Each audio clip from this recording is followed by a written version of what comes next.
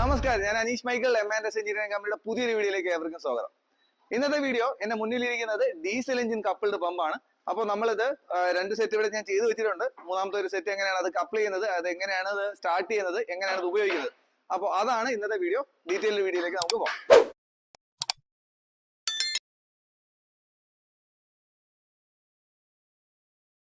അപ്പൊ ഈ ഒരു എഞ്ചിൻ കപ്പിൾഡ് പമ്പിൽ രണ്ട് ഭാഗങ്ങളാണ് പ്രധാനമായിട്ടുള്ളത്. ഒരു എഞ്ചിൻ സൈഡും അതുപോലെ ഇതൊരു പമ്പ് സൈഡുമാണ്. നിങ്ങൾക്ക് കാണാം, ഇതൊരു പമ്പ് സൈഡാണ്. ഓക്കെ, ആദ്യം നമുക്ക് എഞ്ചിനെ പരിചയപ്പെടാം. ഇത് കിർലോസ്കർ ബ്രാൻഡിന്റെ ഡീസൽ എഞ്ചിനാണിത്. അപ്പൊ ഇവിടെ നോക്കിക്കഴിഞ്ഞാൽ ഇതിന്റെ മോഡൽ TA4 എഞ്ചിൻ എന്നാണ് ഇതിന്റെ മോഡൽ നമ്പർ. ഇത് 6 HP ആണ്. അതുപോലെ തന്നെ 1500 RPM ആണ് ഈ എഞ്ചിന്റെ RPM സ്പീഡ്. ഇത് 6 HP തന്നെ സിംഗിൾ സിലിണ്ടർ എഞ്ചിനാണ്. ഇവിടെ നോക്കിയാല് നമുക്കൊരു ഡീസൽ ടാങ്ക് കാണാം. അതുപോലെ ഇത് റൊട്ടേറ്റിംഗ് ഷാഫ്റ്റ് കാണാം. ഇത് മാനുവൽ റൊട്ടേറ്റർ ആണ്, ഇലക്ട്രിക്കൽ റൊട്ടേറ്റർ അല്ല. നമുക്ക് ഈ ഒരു ഭാഗത്ത് ഇലക്ട്രിക്കൽ നമുക്ക് ഒരു മോട്ടർ പിടിപ്പിച്ച് കഴിഞ്ഞാൽ നമുക്ക് ഇതിനെ ഇലക്ട്രിക്കൽ റൊട്ടേറ്റർ ആണെങ്കിൽ നമുക്ക് ഇത് ആക്കാൻ പറ്റും. കമ്പനിയിൽ നിന്ന് വരുമ്പോൾ ഇത് നമ്മുടെ ഇതിന്റെ എയർ ഫിൽട്ടർ ആണ്. എയർ ഫിൽട്ടർ ഇതിൽ പിടിപ്പിച്ച് വരുന്നത്, അതായത് സെപ്പറേറ്റ് ആയിരിക്കും വരുന്നത്. ഇതിന്റെ എയർ ഫിൽട്ടറും അതുപോലെ ഇതിന്റെ ഹോൾഡറും ഉണ്ടാവും. അപ്പൊ നമ്മൾ ഈ ഒരു ഭാഗത്താണ് ഇത് പിടിപ്പിക്കുന്നത്. ഇതിന്റെ സൈലൻസറും നമ്മൾ ഈ ഒരു സൈഡിലാണ് ഇത് പിടിപ്പിക്കുന്നത്. നമുക്ക് ഇവിടെ കാണാം സൈലൻസറും അതുപോലെ ഇതിന്റെ എയർ ഫിൽട്ടറും ഒക്കെ നമുക്ക് ഇത് പിടിപ്പിച്ച് നമുക്ക് ഇത് കാണാം. അപ്പൊ ഈ കാണുന്ന പമ്പ് സൈഡാണ് നമ്മുടെ ഈ എഞ്ചിനിലോട്ട് നമ്മൾ പിടിപ്പിക്കാൻ പോകുന്നത്. ഇത് കിർലോസ്കർ ബ്രാൻഡിന്റെ SP3L എന്ന് പറയുന്ന മോഡലാണ്. ഇത് ബെയർ ഷാഫ്റ്റ് പമ്പ് എന്ന് പറയും. അതുപോലെ തന്നെ ഇത് സെൽഫ് പ്രൈമിംഗ് ടൈപ്പ് ആണ്. അതായത് ഇതിനകത്ത് നമുക്ക് വെള്ളം ഒഴിക്കേണ്ട, ഫുഡ് വാൽവ് ഒന്നും യൂസ് ചെയ്യേണ്ട, അല്ലാതെ തന്നെ ഇത് പമ്പ് ഓട്ടോമാറ്റിക് ആയിട്ട് സക്ക് ചെയ്യും. കാരണം ഇതിന്റെ ഫ്രണ്ട് സൈഡിൽ നമുക്ക് ഈ കാണുന്ന പോലെ ഈ ഫ്ലാപ്പ് ഇവിടെ, അതല്ലെങ്കിൽ ഇത് ഒരു ഫുഡ് വാൽവ്, നമുക്ക് നോൺ റിട്ടേൺ വാൽവ് നമുക്ക് ഇവിടെ വെച്ചിട്ടുണ്ട്. അതുകൊണ്ട് തന്നെ നമുക്ക് ഈ കേസിങ്ങിന് ഉള്ളിൽ മാത്രം വെള്ളം ഒഴിച്ചാൽ മതി. ഇത് കൂടുതലായിട്ട് ഉപയോഗിക്കുന്നത് ഈ കുളം പറ്റിക്കാൻ വേണ്ടി, അല്ലെങ്കിൽ സ്ലറി, സ്ലഡ്ജ് അങ്ങനെയൊക്കെ ഉള്ള വേസ്റ്റ് ഒക്കെ പമ്പ് ചെയ്യാൻ വേണ്ടി നമ്മൾ ഉപയോഗിക്കുന്ന ഒരു ടൈപ്പ് പമ്പാണ്. അതുപോലെ തന്നെ ഈ പമ്പിന് 14 മീറ്റർ ആണ് ഈ പമ്പിന്റെ ഹെഡ് റേഞ്ച്. അതുപോലെ തന്നെ 50,000 ലിറ്റർ ഒരു മണിക്കൂറിൽ നമുക്ക് ഇതിനകത്ത് ഡിസ്ചാർജ് കിട്ടും. ഇതൊരു ബെയർ ഷാഫ്റ്റ് പമ്പ് എന്ന് ഞാൻ പറഞ്ഞായിരുന്നു. അപ്പൊ ഇതിന് നമ്മളെ എഞ്ചിന് 1500 RPM ആണ് ഇതിന്റെ എഞ്ചിൻ RPM. അതുപോലെ തന്നെ അതുകൊണ്ട് തന്നെ നമ്മൾ ഈ കപ്പിൾ ചെയ്യുന്ന പമ്പിനും 1500 RPM തന്നെയാണ് ഇതിന്റെ ഇത് വരുന്നത്. ഇതിൽ 3000 RPM വരുന്ന പമ്പ് സൈഡ് വരുന്നുണ്ട്. ഒരിക്കലും നമ്മൾ 3000 RPM 1500 RPM കപ്പ് ചെയ്ത് കഴിഞ്ഞാൽ അതിന്റെ ഫുൾ എഫേർട്ട് കിട്ടത്തില്ല. ഇതിന്റെ ബെയറിംഗ് പോകാനുള്ള ചാൻസസ് കൂടുതലായിരിക്കും. ഈ കാണുന്ന 4 ഇഞ്ചിന്റെ ഫ്രെയിമാണ്, C ചാനൽ ഫ്രെയിമാണ് നമ്മൾ ഇതിന്റെ ബേസ് ആയിട്ട് എടുത്തേക്കുന്നത്. അപ്പൊ ഇതിന്റെ എഞ്ചിനും പമ്പും പിടിപ്പിക്കാൻ കണക്കിൽ നമ്മൾ ഹോളെല്ലാം ചെയ്ത് റെഡിയാക്കി വെച്ചിട്ടുണ്ട് ഈ ഫ്രെയിം.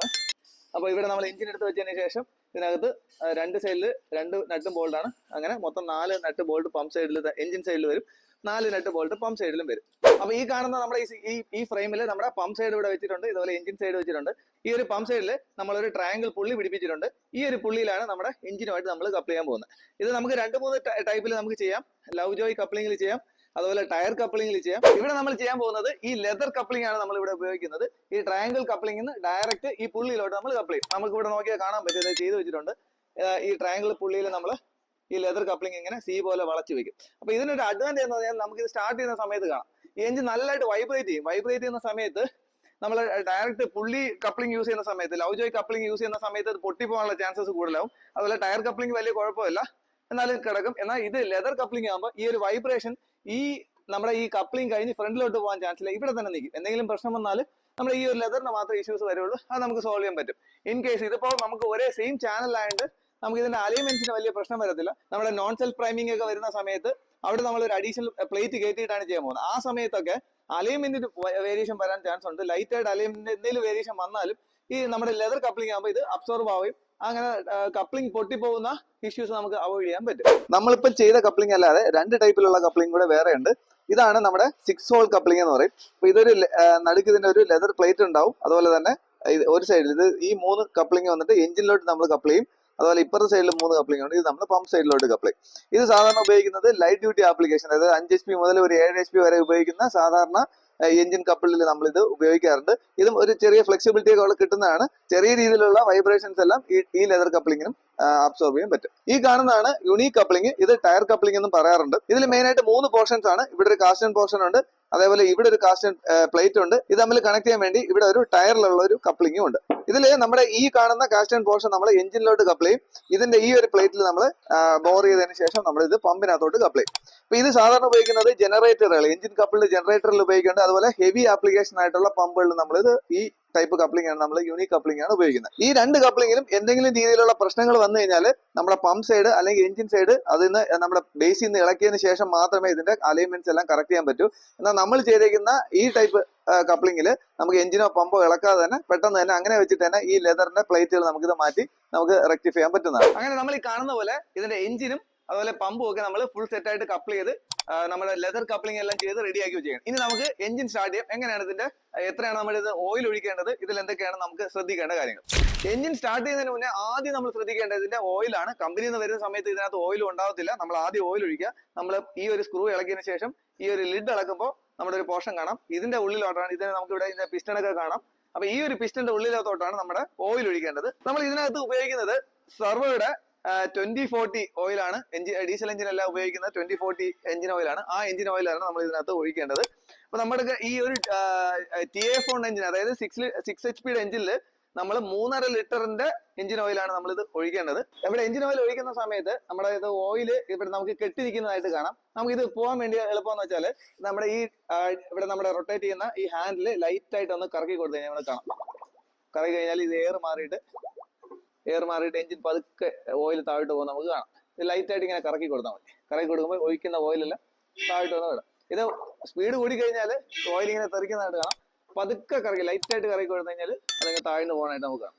ഇതിനകത്ത് നമുക്ക് 3.5 ലിറ്ററിന്റെ എഞ്ചിൻ ഓയിലാണ് ഒഴിക്കേണ്ടത്. ഇതാണ് ഡീസൽ ടാങ്ക്. ഈ ഡീസൽ ടാങ്കിലോട്ട് നമ്മൾ ഇതിന്റെ ലിഡ് ഊരിയതിന് ശേഷം ഇതിന്റെ ഉള്ളിലൊരു ഫിൽറ്റർ നമുക്ക് കാണാം. ഈ ഫിൽറ്റർ മാറ്റരുത്, കാരണം ഇതിനകത്ത് പൊടി എന്തെങ്കിലും ഒക്കെ ഉണ്ടെങ്കിൽ ആ ഫിൽറ്റർ അതിനകത്ത് അബ്സോർബ് ആയിക്കോളും. പൊടി ഇല്ലാത്ത നല്ല ക്ലിയർ ആയിട്ടുള്ള ഡീസൽ ഒഴിക്കുക. ഇല്ലാന്നുണ്ടെങ്കിൽ ഇതിന്റെ ഫ്യൂൽ ഇഞ്ചക്ടറെല്ലാം അടയാനുള്ള ചാൻസ് ഉണ്ടാവും. അതുകൊണ്ട് നമ്മൾ ശ്രദ്ധിച്ചൊഴിക്കുക. ഡീസൽ ഒഴിച്ചതിന് ശേഷം നമ്മൾ ഇതിന്റെ ലിഡ് അടച്ചു വയ്ക്കുക. ഒരു 2 മിനിറ്റ് നമ്മൾ വെയിറ്റ് ചെയ്യുക. കാരണം നമ്മൾ ഇത് ഈ ഡീസൽ ഒഴിച്ച് ടാങ്കിൽ നിന്ന് ഇതിന്റെ ഡീസൽ ഫിൽറ്ററിലോട്ട് പോയി അതിനുശേഷമാണ് ഇത് ഡീസൽ പമ്പിലോട്ട് വരുന്നത്. അതിനുവേണ്ടി നമുക്ക് ഒരു 2 മിനിറ്റ് സമയം കൊടുക്കണം. ആ സമയം കൊടുത്താൽ മാത്രമേ ഇതിന്റെ ഡീസൽ ഫിൽറ്റർ വരുള്ളൂ. നമ്മൾ ആദ്യമേ പോയിട്ട് ഇതിന്റെ എയർ ലീസിംഗ് ഒക്കെ കൊടുത്തു കഴിഞ്ഞാൽ സമയത്തിന് അത് നടക്കത്തില്ല. അതുകൊണ്ട് 2 മിനിറ്റ് വെയിറ്റ് ചെയ്യുക. എഞ്ചിന്റെ ടൂൾസ് ബോക്സിൽ തന്നെ ഒരു 8-10 സ്പാനർ ഉണ്ടാവും. ആ 10 സ്പാനർ എടുത്തതിന് ശേഷം ഡീസൽ എയർ ലീസിംഗ് വാൽവ് ഉണ്ട്, അത് നമ്മൾ ലൂസ് ചെയ്ത് കൊടുക്കുക. അപ്പൊ അതുവഴി നമുക്ക് ഡീസൽ ചാടുന്നത് നമുക്ക് കാണാം. ഈ കാണുന്നതാണ് ഇതിന്റെ ഡീസൽ പമ്പ്. ഇത് എഞ്ചിനിലെല്ലാം വരുന്നത് ബോഷിന്റെ ഡീസൽ പമ്പാണ് വരുന്നത്. ഈ പമ്പിന്റെ മേളിലായിട്ട് ഈ ഒരു ഭാഗത്തായിട്ട് എയർ ലീസിംഗിന്റെ ഒരു ചെറിയ നട്ടുണ്ട്. ഇത് നമ്മൾ ആദ്യം ചെറുതായിട്ടൊന്ന് ലൂസ് ചെയ്ത് കൊടുക്കുക. ഇത് ലൂസ് ചെയ്ത് കൊടുക്കുമ്പോൾ ഇതിനകത്തൊന്ന് ഡീസൽ ഇങ്ങനെ ഇത് വരും. 2 സെക്കൻഡ് വെയിറ്റ് ചെയ്യുക. വെയിറ്റ് ചെയ്യുന്ന സമയത്ത് നമ്മൾ ഡീസൽ വരുന്നത് കാണാം. ഇനി സപ്പോസ് അത് നമ്മൾ തുറക്കുന്ന സമയത്ത് ഡീസൽ ഇപ്പൊ ഞാൻ തുറന്നിട്ട് വന്നിട്ടില്ല. അപ്പൊ എന്താ ചെയ്യുന്നത് വെച്ചാൽ ലൈറ്റ് ആയിട്ട് ഇതൊന്ന് കറക്കി കൊടുക്കുക. എഞ്ചിൻ നമ്മുടെ ഈ ക്രാങ്ക് ഒന്ന് കറക്കി കൊടുക്കുമ്പോൾ ചെറുതായിട്ടൊന്ന് കറക്കി കൊടുക്കുമ്പോൾ ആ പമ്പിനകത്തോട്ട് ഡീസൽ വരും. ഞാൻ മൈക്ക് അതിന്റെ അടുത്ത് വെച്ചിട്ടുണ്ട്, ആ പമ്പ് സൈഡിൽ വെച്ചിട്ടുണ്ട്. നമ്മളിത് കറക്കുമ്പോഴത്തേക്ക് ഒരു ടിക് സൗണ്ട് കേൾക്കാം. കണ്ടോ, കറക്കുമ്പോൾ ഒരു ടിക് വരും. കണ്ടോ, അപ്പൊ ഈ ടിക് കേൾക്കുന്ന സമയത്താണ് ഡീസൽ ഫുൾ ആയിട്ട് കറക്റ്റ് ആയിട്ട് പമ്പിങ് ആയി, അതിന്റെ എയർ എല്ലാം റിലീസായി ഫുൾ ആയിട്ട് ഇത് പമ്പ് ചെയ്യാൻ ഇപ്പൊ റെഡിയായി.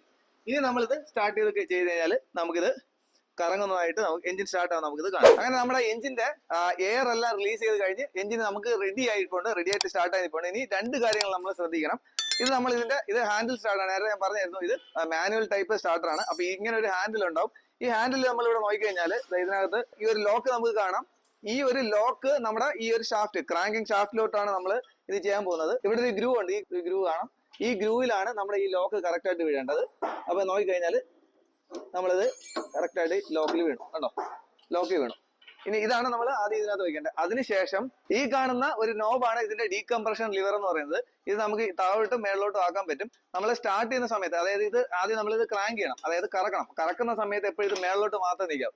ഇത് മേളിലോട്ട് വച്ചതിന് ശേഷം ഒരു നിശ്ചിത RPM ഇത് കറക്കണം. ആ കറക്കിയതിന് ശേഷം ഇത് താഴോട്ടാക്കുമ്പോഴാണ് എഞ്ചിൻ സ്റ്റാർട്ട് ആവുന്നത്. അതെങ്ങനെയാണ് നമുക്ക് നോക്കാം. അപ്പൊ നമ്മുടെ എഞ്ചിൻ സ്റ്റാർട്ട് ചെയ്യാൻ പോവാണ്. ഞാൻ ഈ ലോക്ക് ഇതിന് വെച്ചതിന് ശേഷം ഇത് കറക്കാൻ പോവാണ്. ഇത് തീരെ സ്ലോ ആയിട്ട് കറക്കി കഴിഞ്ഞാൽ ഇത് റിട്ടേൺ വരാൻ ചാൻസ് ഉണ്ട്. അതുകൊണ്ട് നമ്മളൊരു മിനിമം RPM ഇതിൽ ഇത് കറക്കണം. ഇപ്പൊ നോക്കിക്കോളൂ, ഇത്ര RPM വേണം. ഇതിപ്പം RPM കറക്റ്റ് ആയതിനു ശേഷം ഡീകംപ്രഷൻ ലിവർ അടിക്കുക. നമുക്ക് എഞ്ചിൻ സ്റ്റാർട്ട് ചെയ്തതാണ്.